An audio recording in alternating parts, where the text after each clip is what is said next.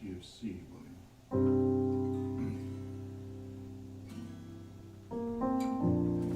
Goes to B flat, and back to C. B flat, back to C. But it's a C minor.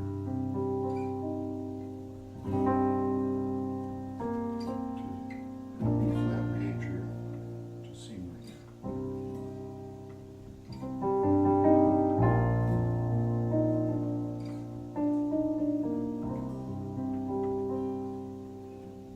That's how it begins. May all people live in peace, live in justice, live in peace.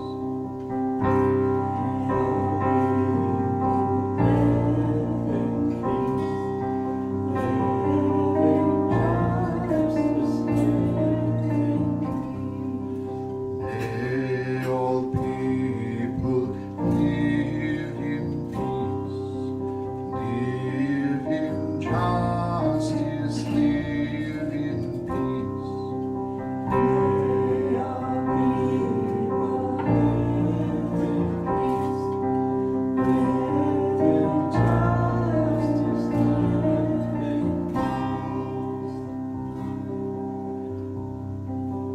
May all people live in truth, live in wisdom, live in truth.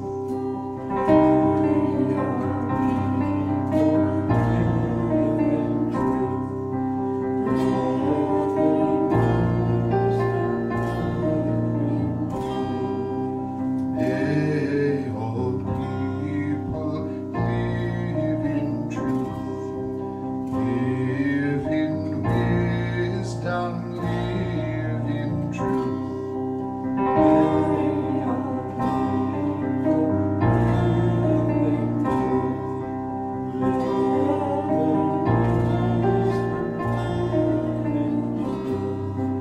May all people live in love, live in kindness, live in love.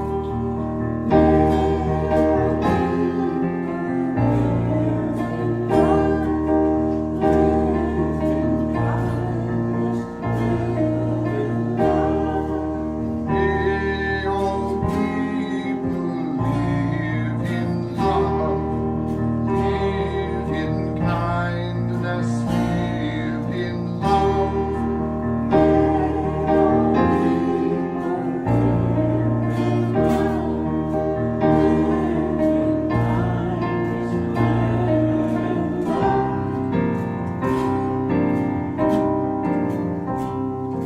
Violence and war shall be no more. Violence and war shall be no more.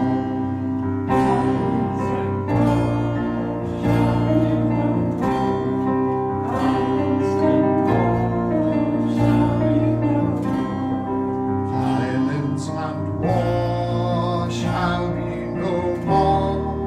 Violence and war shall be no more.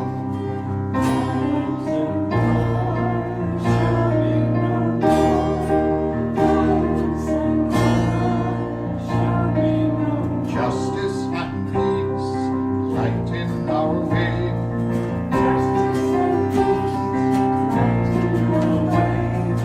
Wisdom and truth lighten our way.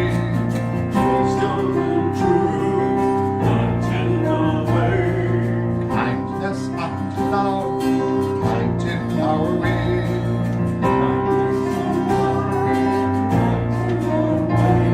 Spirit, oh Spirit, lighten our way.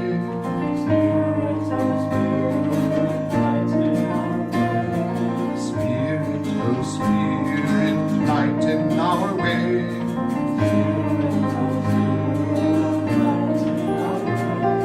Justice and peace lighten our way.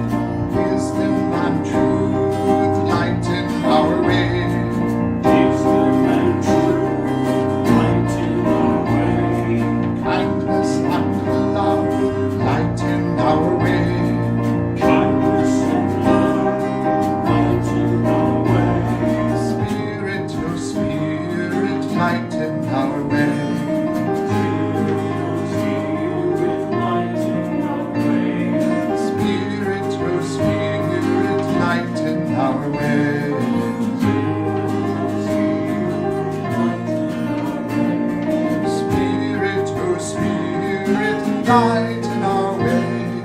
Spirit, oh Spirit, lighten our way. Spirit, oh Spirit, lighten our way.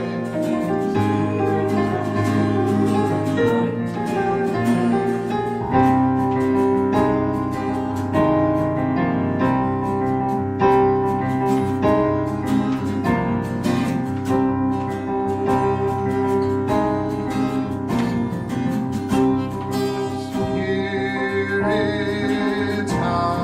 of peace, All peace.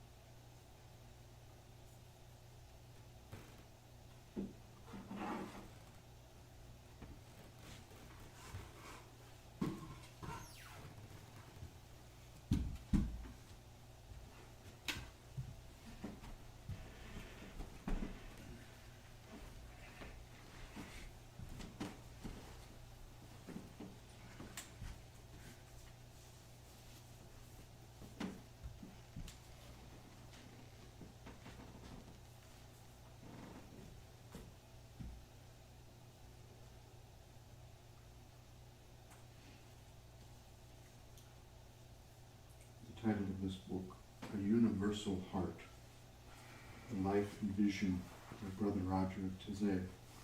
It's by Catherine Spink. She's written a number of biographies of people, including Mother Teresa. So just a little bit from this book tonight. This is the first complete biography of the founder of the Protestant monastery in Taizé, France, who spanned a worldwide movement for reconciliation among Christian churches. Notice she calls it a Protestant monastery. It's because he was a Protestant when he founded it, but very quickly it became ecumenical, both Protestants and Catholics joining.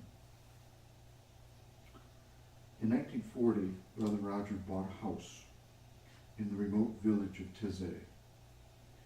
And you may or may not know this, but he had to take out a loan. He had a mortgage. And began an experiment in community living, drawn to a life of contemplation and struggle.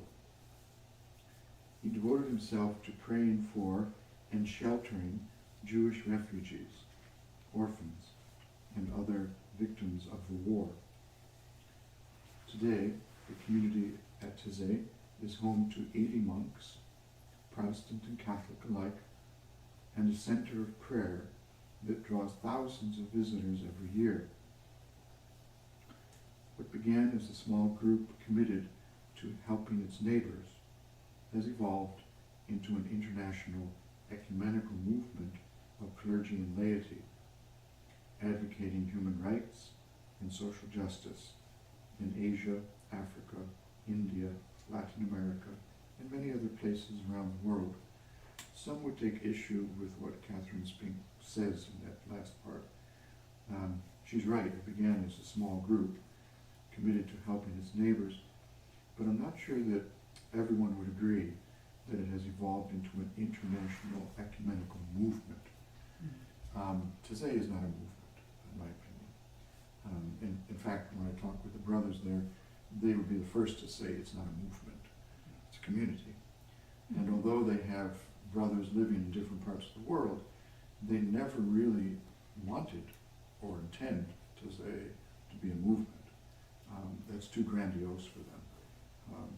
But for some reason, it was allowed in this book to say that. A Universal Heart, this book, tells the story of Brother Roger's life and work. He is a figure comparable to Thomas Merton, creating along with his community beautiful contemporary liturgies, books of fresh spirituality, and a distinctive way of religious life. At the forefront is a movement for reconciliation between Christian groups, and that's accurate. What she's referring to here is the ecumenical movement that was very much alive in the 60s and 70s, even into the 80s. But it kind of fizzled out. You don't hear much about the ecumenical movement these days. But Taizé was right in the middle of it. And let's see. Brother Roger sought to embody a way for Catholics and Protestants to overcome their divisions and to inspire hundreds of thousands of people eager to find greater meaning in their lives. And they list other writings by Brother Roger. Living Today for God, it's another book of his, by him, that is. A Life We Never Dared For. Those are his writings in his journal. He wanted to be a writer initially, but for various reasons, including a very strong father in his life, he chose to study theology. And but he ended up writing a lot, so he got his way after all. So I'll just read a little bit of this. You can always read more if you want. It was the week after Easter, and the tiny French village of Taizé, nestling on a hill a few miles north of Cluny, was still reverberating with the presence of thousands of young people. Yet, in the room occupied by the community's founder, Brother Roger, all was quiet, but for the hiss and crackle of logs burning in an open hearth. Perched on a wooden stool, erect, and despite his 70 years, he may make it sound like he's old. I know. Apparently still full of vitality. Yeah. Come on, Ken. Let's see, where was I now? Oh yeah. He confided to me, that is Catherine, his reluctance, his virtual inability to speak in the first person about his life. Why? He posed the question of himself. Why should he speak about himself? And answered it after the most fleeting of sighs with one another. Why me, and not the other brothers? I do not wish to crush them with my personality. Keep in mind, he had a crushing father. And so he was always really sensitive about crushing other people, because he was crushed himself. They are all, referring to his brothers, fellow monks, all reflections of the sanctity of the church and of Christ in them. There were other reasons also, and Brother Roger went on. We never create alone. It is always God who precedes us through the events that occur. It is God who opens the way. Reminds me of the Quaker teaching referring to Michael today. God closes a way, God opens a way. God.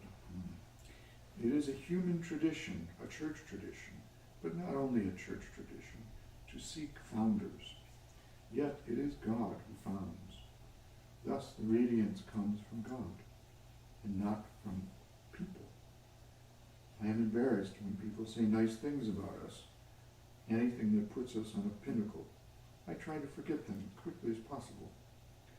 They must be like water off a duck's back. They must not be allowed to penetrate. The thought apparently spontaneously provoked another. He said, you can only build with what you are. It is with our inner, and then he uses a word that he corrects himself right away, our inner wretchedness, he said. That word is a bit strong. It's correct, but perhaps it shouldn't be used too much.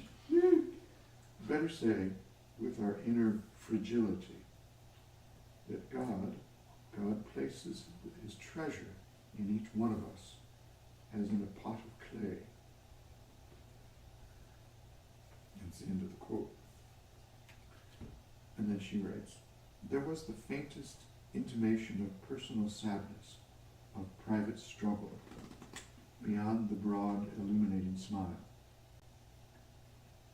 In the silence that ensued, I took in the honey-colored glow of the pine planks on the floor and the ceiling, the simple furnishings of Brother Roger's spacious room. In one corner, at the foot of a low bed, there stood an icon, before which was a prayer mat and a single flickering candle. Lost in the afternoon sunlight, shining through windows that took up the greater part of 2 walls. And then he said, everything in my life appears in color and light. I remember everything. I don't always remember the exact words, but the substance of the dialogue or a meeting I can recall. And there is always the coloration and the light. Whenever I think of an event in my childhood, there is the light and the time of day, whether evening, midday, or whenever. When I was young, my mother encouraged me to spend a great deal of time in the garden, because she thought it was good for my health. I have continued to love gardens ever since.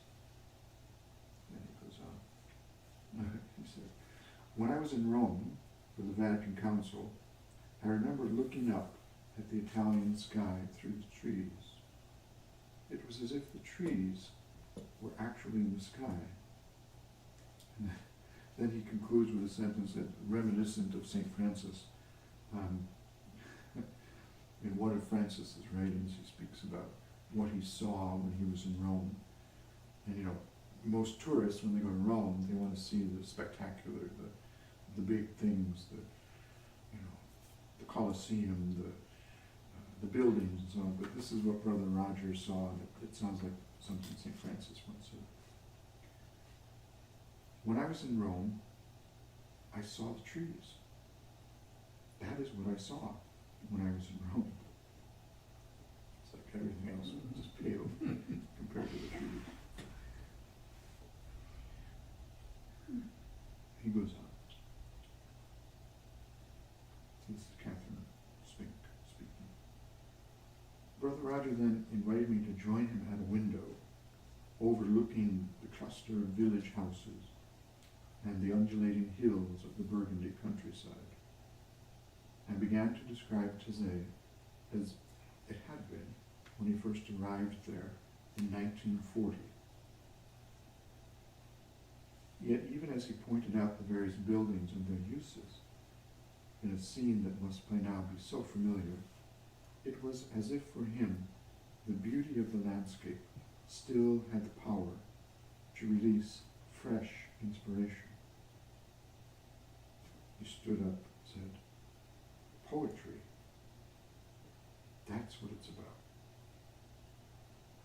He announced, interrupting his recollections with an air of sudden animation. "Poetry," he said again, "that is what the church should be." And he saw eagerly in my expression for confirmation that I had understood and shared his enthusiasm. He found a wholehearted endorsement, the kind he sought, and laughed then with childlike contentment. In the aftermath of joy, however, there followed for me the daunting recognition of the impossibility of defining verbally the full meaning and implication of his statement. The reminder of the inadequacy of words and of the hopelessness of attempting to pass on in writing everything that a look or gesture can convey. We spoke next of intuition, a faculty which Brother Roger saw as a gift from God, because it allows us to discover God through others. My life, he told me, consists of discerning in others that which torments them and that which cheers them, and communicating in their suffering and in their joy. In such a life, intuition makes it possible to understand the essential in others, to grasp without many words, to identify on others' anguish. Intelligence only enables us to understand the surface.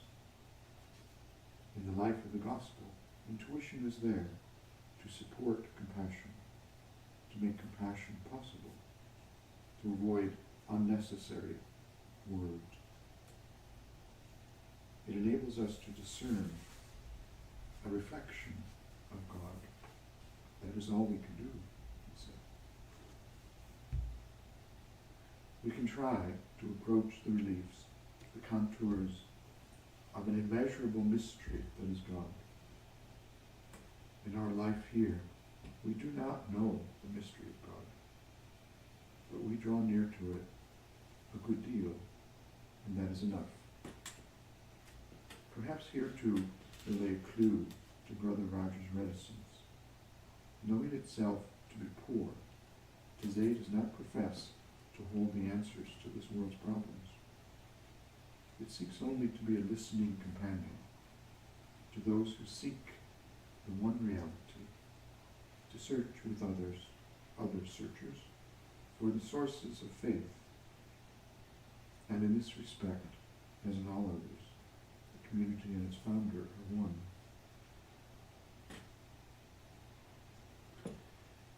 So, I think think that may be enough for tonight. Any thoughts?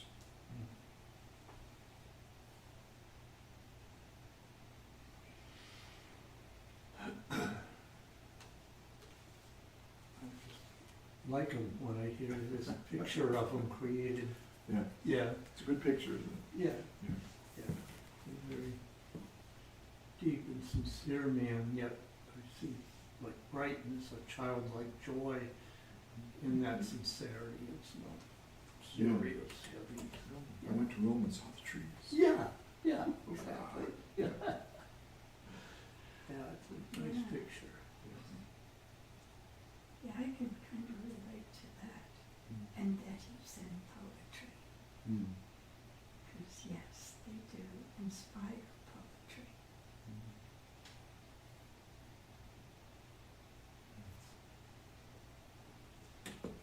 They, yeah, the way they dance around up there, they are poetry. Talking about the trees. Mm-hmm. So what did you say should be poetry? The church. And one of the things he described the community of Taizé as, he never really called it a church. It's a community. Mhm. He had another word he used for it, a parable of communion. A parable. Mm-hmm. A kind of story, concrete expression of something inexpressible. Yeah. And something to see, something to make a stop and wonder, and somehow in that wondering experience some form of transformation as we open ourselves to it.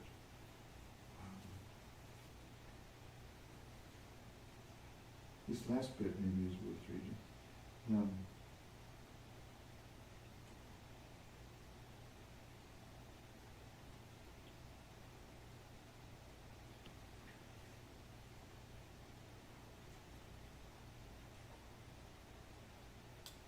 So that day, Brother Roger spoke about many things, perhaps out of a sense of commitment to those who had long been pressing him to speak, perhaps because aware that past events are sometimes retold in many and varied ways, he preferred to explain himself, how things had come about, perhaps because the very act of talking might bring with it new revelations, new dimensions to familiar subject matter. And perhaps too, because to speak in some way represented a risk, a vulnerability. And to Brother Roger, it is essential to take risks of every kind in life. He spoke with his whole body, in sentences that were sometimes incomplete, and often modified as soon as they were uttered, because nothing must be expressed in terms of absolutes or generalities.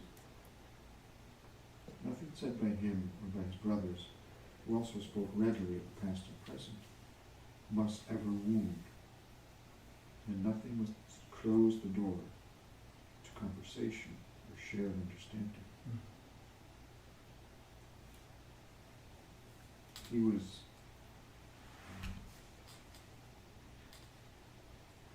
almost consumed with the task of understanding others.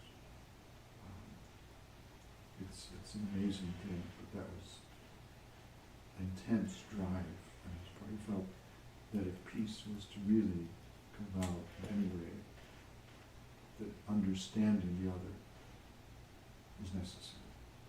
And so that was his task. Mm-hmm. With the combination of the vision that can grow with advancing years, and all the spontaneity and wonder more readily associated with youth, he searched visibly for the words. And when the words came, it was as if he was the most surprised. To use his own expression, most challenged and surprised by them. We'll close with a song.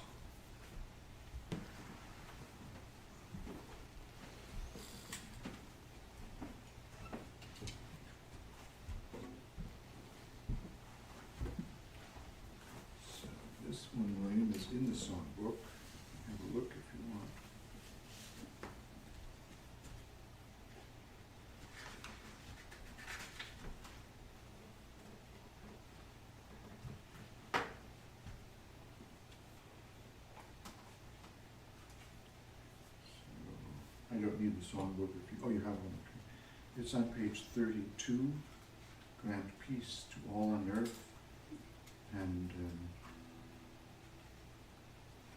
page 32. We'll take it down one whole step. So from D, we'll take it down to C. Yeah, if we could have the lights, please.